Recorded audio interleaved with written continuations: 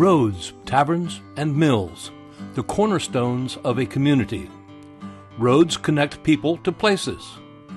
Taverns connect people to each other. Mills connect people to an economy. Together, they build a community.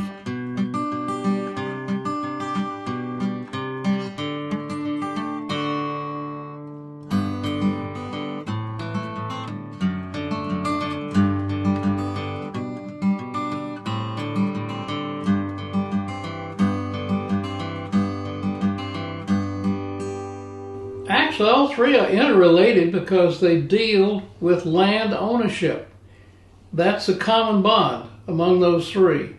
The initial motivator for a road would be for it to be an artery of commerce. However, the social aspect was very, very close behind. Not only a focal point of the local economy, but also at least a social gathering place for the leaders, for the men of the community. That was where they would run into each other. That and taverns is where they would run into each other and discuss issues involving the county or even things beyond. But it all began with roads. In fact, it all began with basically game trails. Of course, churches are another vital component to a community. But that's a story in and of itself, a story to be told later.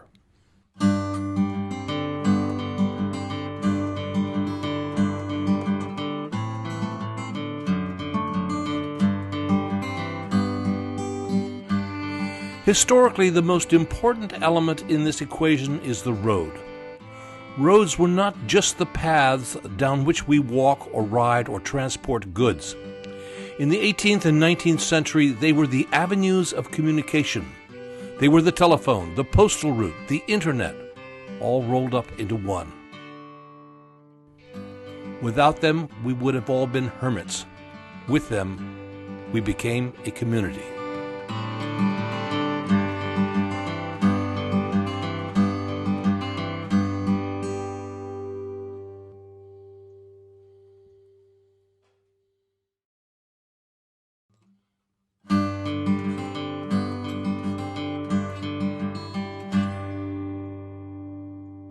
Roads. As we hurtle along today at 55 miles per hour, we take them for granted. But whoa, let's slow down. Look more closely.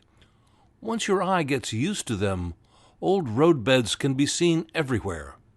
You can pick them out running parallel to today's highways, or crisscrossing the countryside as sunken traces lined by trees and brush. So this is the old road that crossed from Orange County to across the river. Between the washing away of earth from storms and the blowing away of earth as dust, roads would tend to start sinking into the ground. We learn about early roads from Ann Miller. She's an historian with the Virginia Transportation Research Council. She tells us that the very first roads were made by large, now extinct animals, dating back as far as the last major ice age. By the time that the settlers came, we certainly were way past the massive game. The big sloths and the mastodons and so forth were all gone for thousands of years. But certainly there is evidence, probably bison, elk, fairly large game animals that would go in herds. Basically, you had animal trails that Native Americans had begun to also use. Usually, you wanted to find animal trails because the animals would find the easiest slopes. The animals would find the best river and all kinds of crossings. The animals would find the easiest way to get through, and then you follow those. I like the one that people talk about if you buy a piece of property and you've got a piece of high ground that you want to build your house on, the best thing to do is get yourself some cows and feed them up on the high ground, and then see where they walk to get down to the river or to the stream or wherever you're going to cross.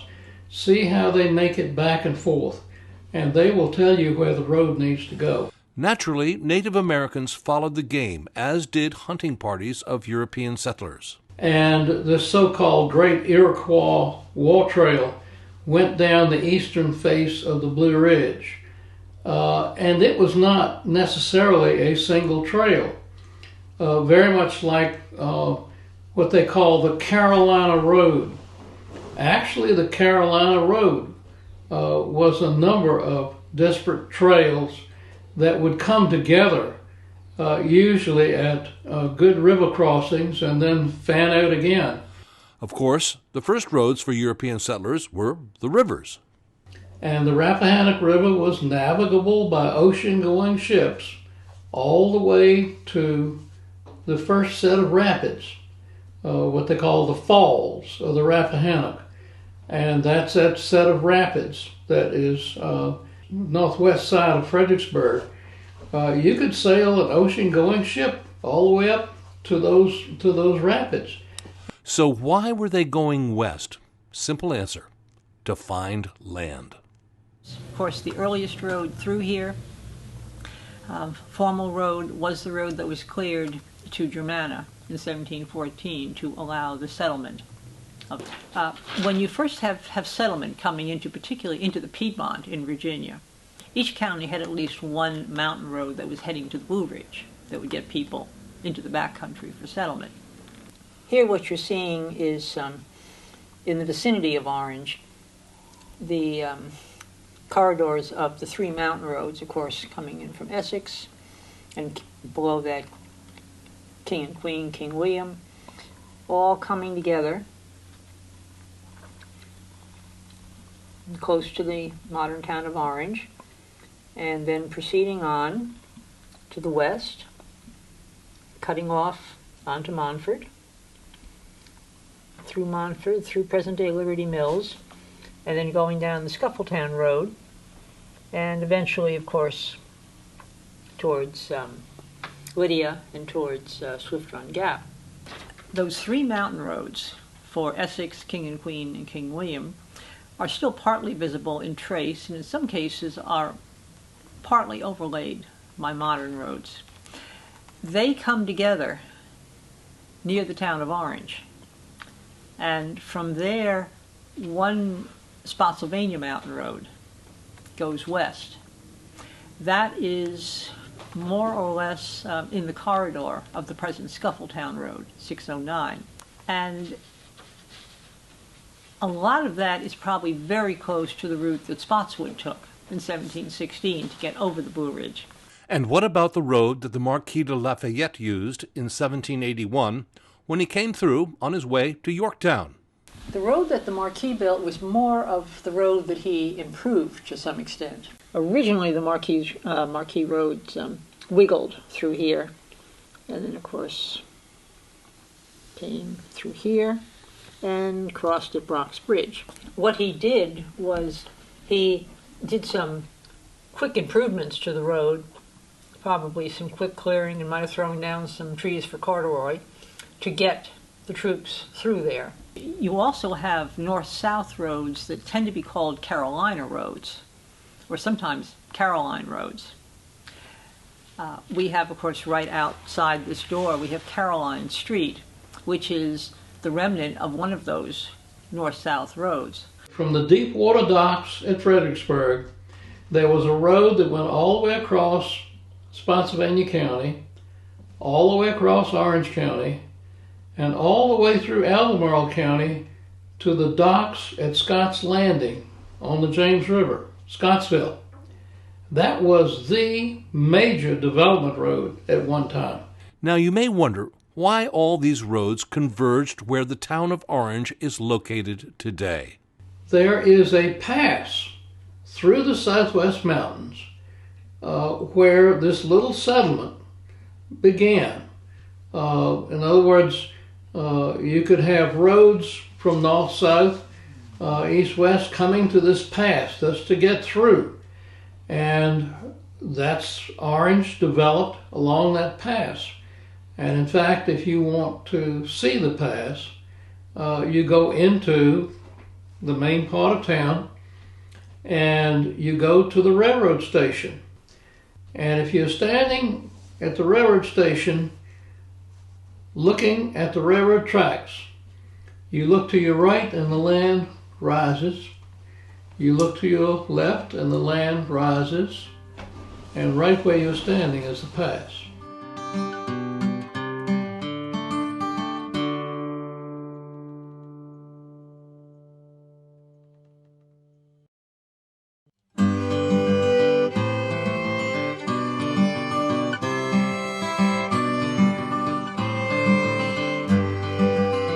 And so it was only natural for private homes to offer a roof, a bed, and a meal to travelers. People who had come up here ahead and built cabins and some structures found themselves with people knocking on their doors, wanting to come in out of the weather, wanting to spend the night, maybe wanting to stay there, spend nights there for a few days while they looked around.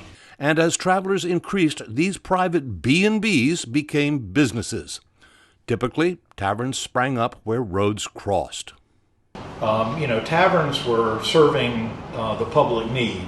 So if you have a busy road that's being traveled, then you're going to find a tavern or an ordinary so many miles apart. I like to say people are riding on horseback or carriage and maybe they can do 20 miles or 25 miles, something like that. So you're going to find them spaced along to serve those needs, and people are going to need a place to eat, to overnight, and also to have their horses and carriage serviced. Horses need water to be fed and that type of thing. So that was all part of any tavern, no matter where it is. We know that at least 2 taverns were in operation. Bell's Tavern and Timothy Crosswaite's Tavern very early on, and there were probably more than that. In fact, when the courthouse was moved from its Raccoon Ford site to today's town of Orange in 1749, the first court sessions were actually held in Timothy Crosswaite's Tavern. You would always find them adjacent to a courthouse. And here again, you have court day once a month, and people are traveling long distances for court day, and they need a place to rest overnight, have their horses cared for, food, beverage, that type of thing. And a lot of people came for court day, not just for court, but it was a social event in the community. And so the courthouse green was turned into almost like a festival. In particular, the March court session was a busy time, with planters bringing their mares to be bred to stallions, payment for which would be agreed upon over a tankard at the tavern. Another busy time would be Election Day, where candidates would treat the voters to large quantities of alcohol. During colonial times and well into the 19th century, these taverns were pretty rough places. Now, if you wanted to spend the night, you would go upstairs, or, and if you're a gentleman, you pay the money, you'd probably be sleeping a few to a bed. So imagine a room with multiple beds in it, and you're not renting the room, you're not renting the bed, you're basically getting space in that bed. And so, and here's another concept that's difficult for people to understand. You go to bed and you wake up in a little while because somebody's getting in the bed with you, and so in the next morning you're meeting people you didn't know. You don't take your clothes off. You can inherit somebody's fleas and lice. I don't know when taverns began to offer such amenities as baths, but I do know that at one time at the Rising Sun Tavern in Fredericksburg, when in the evening travelers had come and were starting to settle in, if a gentleman wanted a bath, it was arranged, and these were the kind of tubs that you actually sat in, and he could get himself a bath. And the difference was, if a lady wanted a bath, she got fresh water. When we see the word tavern, we automatically think of drinking, and yes, there was a lot of that. Much more than today. In the 18th century, you would have had probably some rum mixed with a lot of fruit in a big bowl and making a punch. As time went on, different liquors became more popular. Different styles of beer became more popular. Ales, for example. You would also have ciders, because you had all kinds of fruits in which you could turn into different ciders. Well, anytime you have alcohol involved, you're probably going to have some fights and some rough characters. We don't have any documentation here at our tavern of ever having prostitution or really terrible breakouts of fighting or whatever, but I'm sure it happened. And then there were games and gambling. Obviously, all sorts of different card games, bowling games. We just saw an example of upstairs of one called Shut the Box, which was new to me. Again, a game of chance. Back in the day, they did a lot of gambling, and in fact, here at Hanover Tavern, we knew that Mr. Tillman kept a billiards table. And although it was against the law to gamble, the sheriff did arrest somebody here for gaming. It says other indoor games included shooting at random indoor targets. You know, gambling was such a big part of life at that day. And here in Virginia, horse racing was very, very popular. And anytime there was court day, you're going to have horse racing and gambling on the horse race. And I just remember reading an account at a courthouse east of here, might have been the late 19th century, early 20th century, but they actually stopped court and actually came out so they could see the racehorses go by so they could check on their bets. But the taverns weren't just about drinking, fighting, and gambling. They filled a vital need. They become 18th century, early 19th century truck stops in terms of all the conveniences and services they provide. Take a hotel and take a service station that works on your car and take Starbucks and a restaurant and roll them all into one, and that's what a tavern was for the day. A tavern had lots of service buildings to do the domestic needs of running a tavern, a separate building for kitchen, a smokehouse, an ice house, servants' quarters, all of that related to just running the tavern itself. But then you've got barns and stables and blacksmith shop and leather and iron and all that kind of stuff that you might need to make repairs to a carriage or a wagon, or to take care of the horses and mules overnight, feed them, that kind of thing. So it served a lot of purpose. And in fact, when a tavern was really going full bore, like in the spring when supplies are being brought in, maybe in the fall of the year when harvested crops are being sent down to Fredericksburg to be put on the ships, and these taverns were all going full bore. A tavern site would moo, it would crow, it would bellow, it would whinny, it would be smoky, it would be pretty dirty, it would stink, and to the tavern keeper that all meant money. In the 18th and 19th century, it took longer to go places. If you were on horseback, a day's travel would be maybe 20 miles. If you were on foot, it was half that, or less.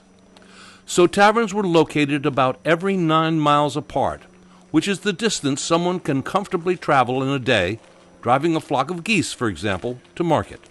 So let's take a trip from Orange Courthouse to Fredericksburg. If you're on foot, when darkness fell, you needed a place to spend the night. At Verdiersville, near today's Unionville. The next night you'd be at Robinson's Tavern, today's Locust Grove. The next night you'd be at Wilderness Tavern, near the intersection of today's Routes 3 and 20. The next night you'd spend at Chancellorsville or Dowdall's, and the following night you'd be at Fredericksburg. Each leg of that journey about 9 miles apart. Finally, taverns served a vitally important social function as well. So a lot of times taverns served as a center part of the community where people could come and post their mail and pick up their mail. And the tavern owner is responsible not only for running his business, but also being the postmaster. And a lot of the taverns were stage stops, so they would carry the mail from one place to another. But I've also heard about travelers just agreeing to take this letter to the next stop and drop it off. Read your history about taverns in Boston and taverns in Williamsburg. You realize leading up to the Revolution that a lot of founding fathers were meeting in taverns discreetly to talk about things related to England and the king, and trying to come up with ideas or plans to break away and so forth. So yeah, they served as a gathering point for that. With people traveling, they would bring news from other places and share it within the tavern. Sometimes they might even bring a newspaper, say from a big city, and so people would have an opportunity to read the news or hear it. And you're seeing such a diverse group of people coming together.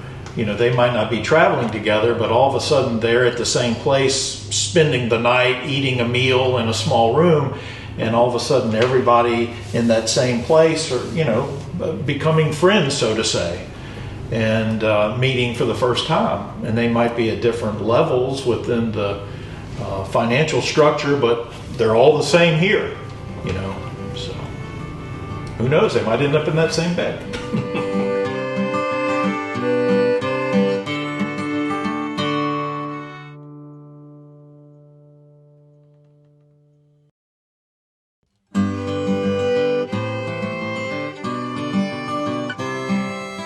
It soon became apparent to settlers that they needed something more substantial than a mere track through the woods. But you would petition whichever governing body was in operation at the time and say that the demands of commerce or what have you necessitated that usually some sort of existing trail or path be developed into a more usable, more permanent road. And the justices would look at the petition and they would appoint viewers, people who are familiar with the area, to go out and usually meet with these folks, with the local people who wanted a road, and they would decide what's a good way. They would listen to all the arguments, and they would usually get a path that everybody could live with and agreed with, and they would blaze the way, come back to the court, say that yes, we've been out to view the proposed road, and if nobody came in and had a serious objection and it was felt to be a useful route, then the justices would appoint an overseer or surveyor of the road. It's not the guy with the transit, but it's the fellow who is in charge of overseeing the laboring tithables assigned to his road. Keep in mind that in those days, able-bodied males, white, black, slave, free, they were required to work on the roads for up to 6 days a year. There is a theory that's becoming popular in academia that all this work was done by slaves, and that is not true. Basically, you went out there, you would have, if you had a group of able-bodied male slaves, they could be called out, but also the landowner, potentially the landowner's sons. And the landowners normally didn't want to do it. Because they loved having the road, they just didn't want to give up that labor. And everybody grumbles and brings their picks and shovel, and usually a couple bottles of liquid of refreshment and a little bit of food. And I've seen a wonderful description that some people would bring their dogs along for a little bit of companionship. And they would grub and cut and hack and get a rough clearing through. Now, keep in mind that a road in those days is not a road as we know it now. It's dirt. Particularly for the 18th century, you have no paved roads. Even water-bound macadam has not been invented yet. So you would clear a route something that you could get foot traffic, horse traffic, cart traffic, which meant that you cut the stumps down low enough that they wouldn't hit the axles, and wide enough that you could get tobacco hogsheads around. And so they came to be known as rolling roads, down which wheels would roll. You would have wagons or carts. Your two-wheeled, what was called frequently a Hanover cart. Lighter equipment, you had the two-wheeled chaise or chairs, riding chairs as they were sometimes called. And of course, for a lot of the year, you walked or you rode a horse because the mud was up to the axles and you really couldn't get much of anything through. Besides various carriages and wagons, rolling stock included huge barrels known as hogsheads. Barrels in general were the easily maneuverable containers of the time, transporting everything from gunpowder to whiskey to the local money crop, tobacco. First, of course, harvested, dried, packed into large barrels or hogsheads. So you're talking about very high in the 100 pounds or into 1,000 pounds or so. So you've got a fairly large bunch of tobacco there. What's important is that the tobacco not only reaches the destination, but that it reaches the destination dry. Frequently what they would do, they would rig these barrels with some sort of an axle.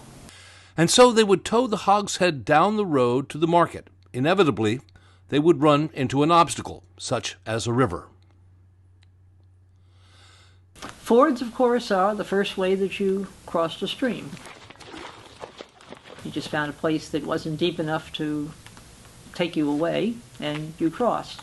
Sometimes you will, particularly on a more major river, such as the Rapidan, you might have a ferry. You had a ferry at Germanna.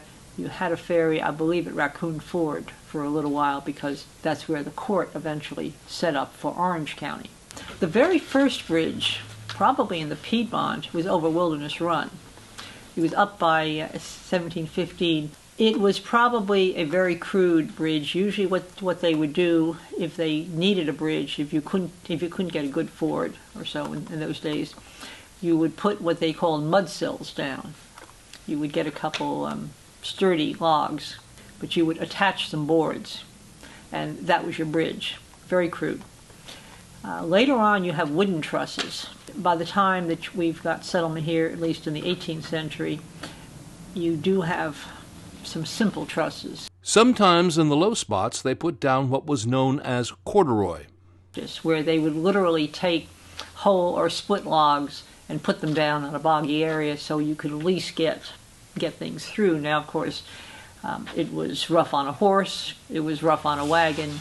It was not what most roads were made out of. If a road got into a situation, maybe the road was sinking, and it got to where it was starting to collect water, you just moved the road. In the early part of the 19th century, a new kind of road was coming into being, the turnpike. This was a business venture. About 1816 to about the time of the Civil War is called in Virginia, as far as road history, the Turnpike era. And the Swift Run Gap Turnpike was supposed to come up through Orange and go over the Blue Ridge Mountains and allow farmers and merchants in the Blue Ridge Mountains to do business in Fredericksburg. The turnpikes, these are from much longer areas. You're talking about, for a county road, maybe a couple miles. Turnpike may be going on for multiple dozens or even close to 100 miles or so, at least in theory. And so the idea is get it out, get it built, start getting tolls.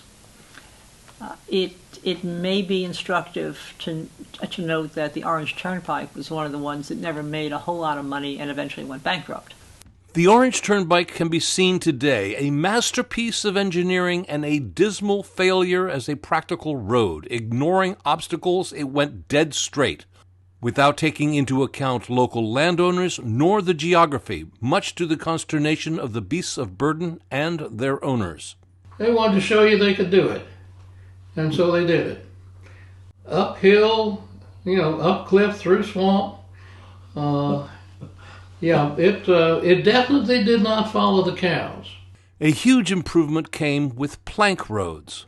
Of course, you cleared a roadbed, and then you dug parallel trenches in which you lay these big wooden sills, and then you laid cross ties with a space between the cross ties.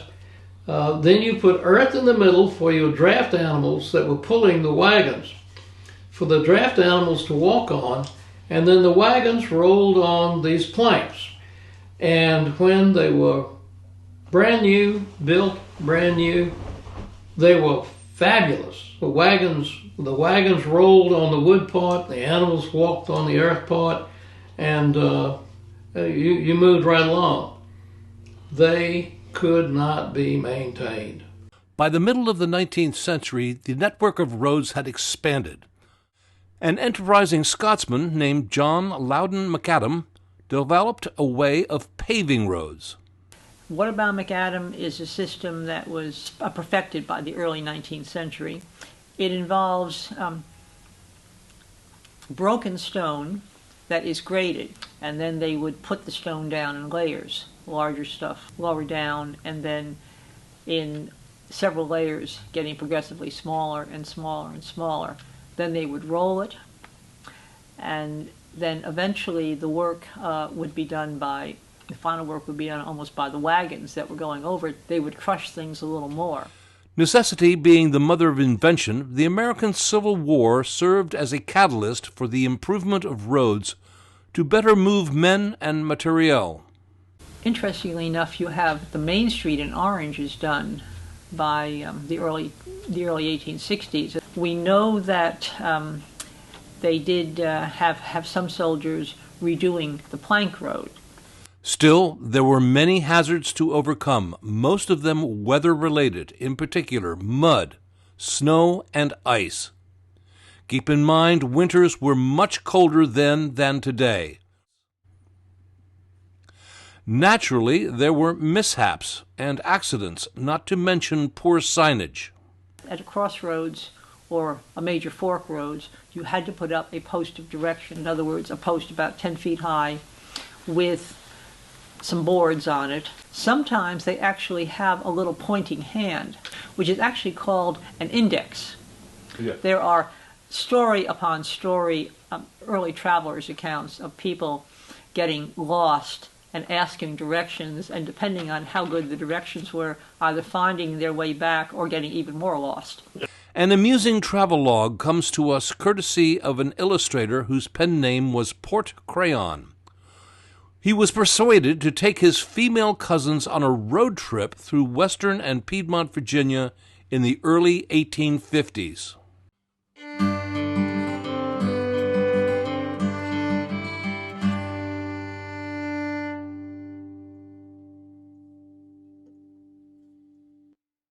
Now let's go back 100 years to 1751 and imagine the journey of Nellie Conway Madison from Montpelier all the way to Port Conway on the Rappahannock River.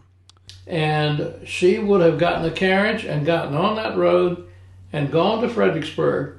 And at Fredericksburg there would be an intersection with the post road, the road that the mails traveled on, that would take her right straight down the south bank of the Rappahannock River, and she would be at Port Royal, and at Port Royal she would get a ferry directly across the river to Port Conway.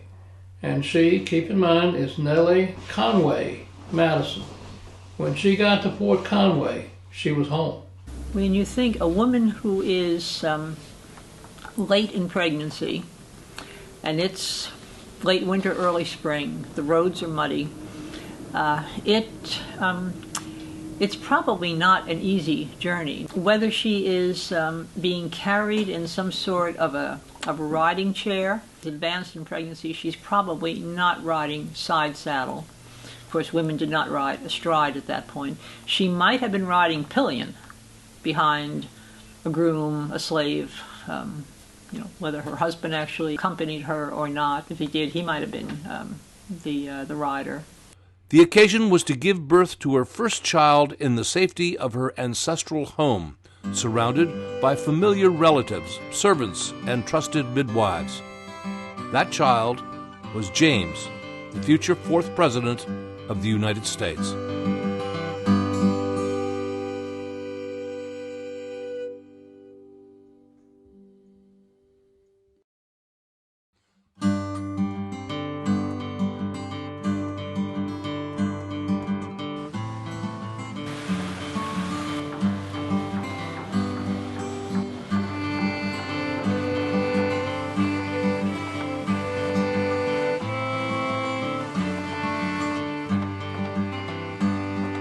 Grinding grain into flour to make bread.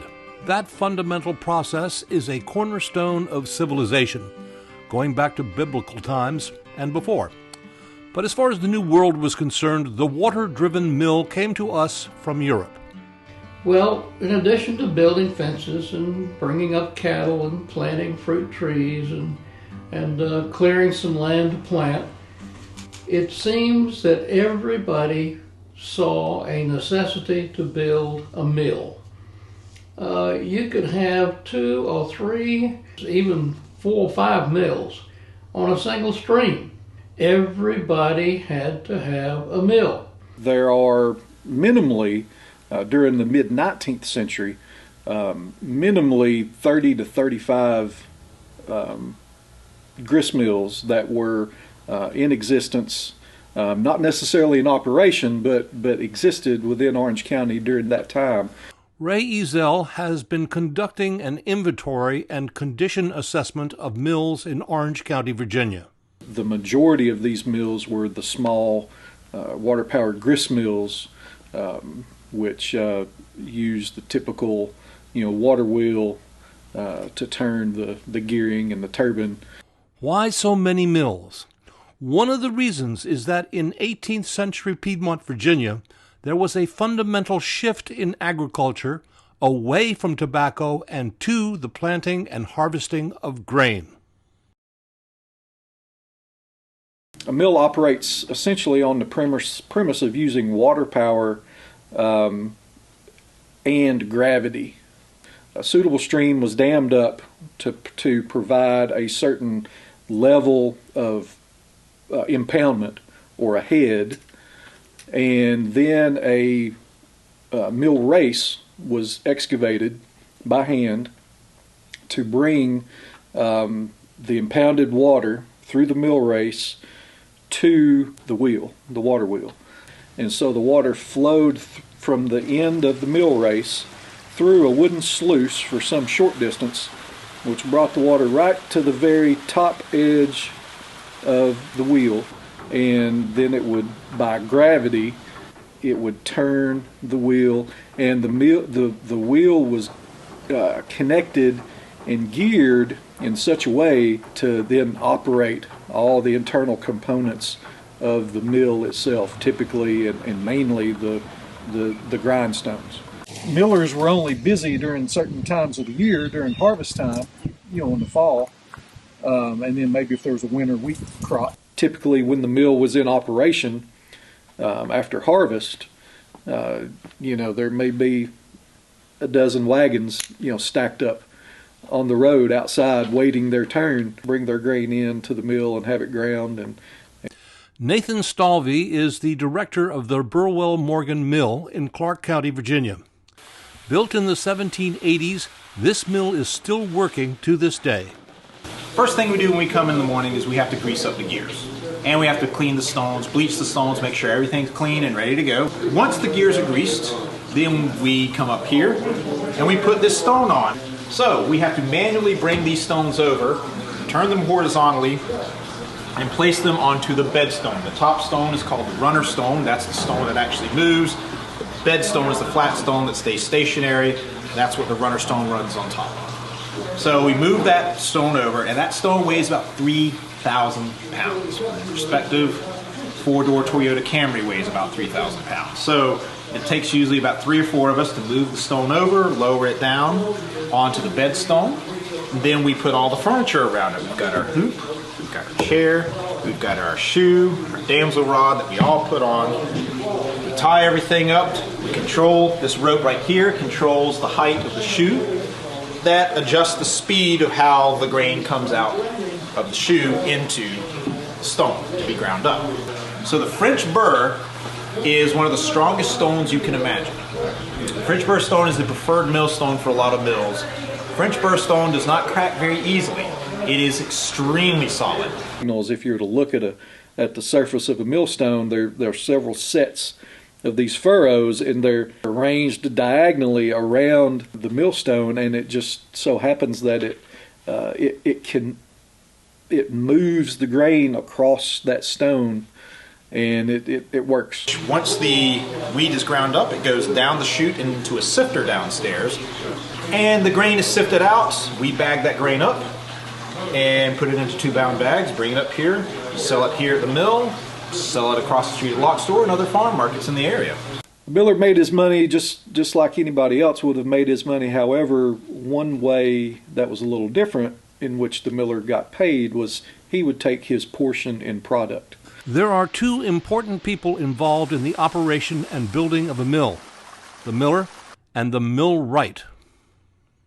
So the millwright has to know really a lot about engineering, mechanical engineering, in order to produce the gearing at the appropriate scale, which takes into account the volume of water coming through the mill race, the distance, the speed, the flow. In Piedmont, Virginia, obviously the labor to construct a mill was there was some formula of free and enslaved labor that would have originally built these millscapes, and again I'm talking about from the mill dam to the race to the mill seat to the tail race. We know from the ledgers that enslaved people did work here at the mill. They also worked with non-enslaved people here at the mill, doing stuff like grinding the grain, bagging the grain, loading grains on wagons, even driving the wagons out to Fredericksburg and Alexandria to deliver the grain that was ground here. This was a highly specialized field. Even the more functionary workers would have had great skill compared to me and you. They would have understood a lot of these concepts about physics and gravity and the flow and volume of water. There was some combination of free and slave labor. However, all of the labor, for the most part, I think, would have been highly skilled. A trade like a miller, which is a real industrial art. It's not like being a cobbler or a wheelwright or some of these other trades. It's, to me at least, being a miller has a little bit more industrial kind of connotation. The art of milling was a closely guarded secret, and that has its roots in Europe, and with how milling kind of evolved over there, and that tradition was carried on in the Americas. One or two helpers, probably sons or nephews, initially, as the miller, it was an apprentice style situation where that knowledge was passed down. Mills did not just grind grain. To this point, we've been thinking in terms of what they call a grist mill, and that's a mill that's going to grind grain. But then you had mills that ground limestone for agricultural lime. You also had sumac mills in which you produced tannin for leather. There were all types of, and then of course saw mills. And grain did not just become flour or cornmeal. It could be easily converted into whiskey, which was transportable and non-perishable. The raw grain and whiskey distilling, went hand in hand, because that was the one product that you had to have in order to distill whiskey. Was you had to have corn.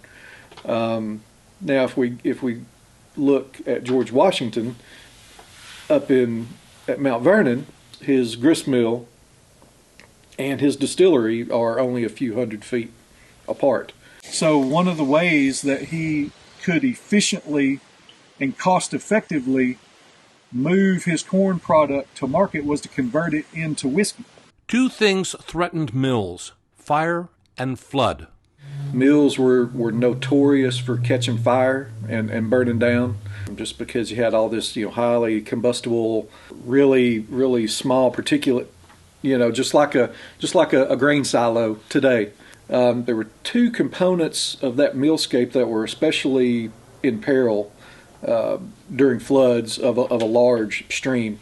One is your dam, and then the second problem, of course, is the actual mill seat itself. Floods just would take everything away. Interestingly enough, of course, Spicer's Mill survived. I guess because of its location, the water would just simply rise up through it and around it, but no current actually went through. On the other hand, further downstream, there was Peyton's Mill. Peyton's Mill was down there on the Rapidan River just below Brampton. And Fannie Page Hume, in her diary, notes, I think it's 1861, that the river came up and swept away everything. As time went on, more and more mills sprang up with larger facilities on rivers such as the Rapidan. Willis Ford, Somerville Ford, Rapidan mills there at the bridge at Rapidan. On farther down, of course, there was Germanna Mills, which is on the river. Half a dozen, mills right on the river, which they probably would have been your bigger, more industrial-oriented mills. At the mill, that is the commercial hub of the neighborhood, especially when you're out in the countryside, because there's no other store or there's no other place to find these things.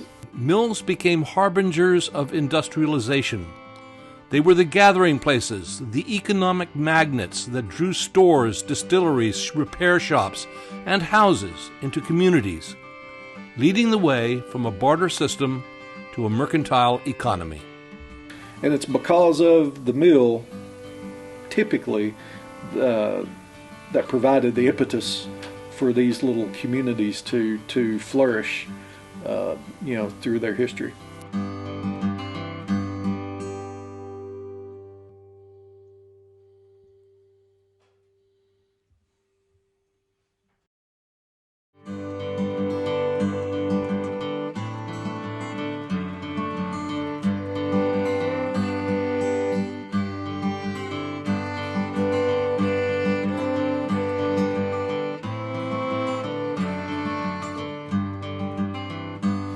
By the middle of the 19th century, a new kind of road had come into being, the railroad. That is beyond the scope of this documentary, but suffice it to say that railroads became the preferred long-distance carriers across the nation. Eventually, what you did with roads was you use them to get you to not the seaport, but to the nearest railhead. So the roads had gotten into pretty bad shape. This coincides with that interesting new invention called the automobile. So you have automobiles which can barely run on too many roads because the roads are so bad. In 1894, there was a decision of the Virginia Supreme Court. It was a suit that was actually brought by a school teacher from Louisa County who took exception to having to leave his classroom and get out there and do manual labor on the roads for X number of days a year. And he said this is involuntary servitude, and we got rid of that in 1865. And the Supreme Court agreed with him. So all of a sudden the counties have to find ways to keep the roads up. Some counties pass bonds. Most counties just kind of sit around saying, anybody want to keep the road up? Gradually, the state started playing a larger role in the building and maintenance of roads. And in 1906, 1907, you have the Virginia State Highway Commission set up. Now, they are at that point an advisory group. Fast forward to, you do have a Federal Roads Act that's passed in 1916, which enables the states to take over the major roads. So 1918 in Virginia, we have the advent of the state primary system. And the primary system is something that is needed because, of course, you've got a war coming on, or actually in process. You've got roads that you cannot move trucks and men and materials. Fast forward again to 1932. Of course, we've got a depression on. So what happens is you have the so-called Byrd Act, which was pushed by Harry Flood Byrd, Sr., when he was governor, to enable, not require, but to enable the state to assume responsibility for the remaining county roads. And you pretty much know the rest of the story. Roadways became larger, better, longer. Taverns became service stations, motels, restaurants. And the little grist mills fell into ruin, replaced by large industrial facilities. But it is still important to note that these three cornerstones played such a vital role in bringing us together as a community.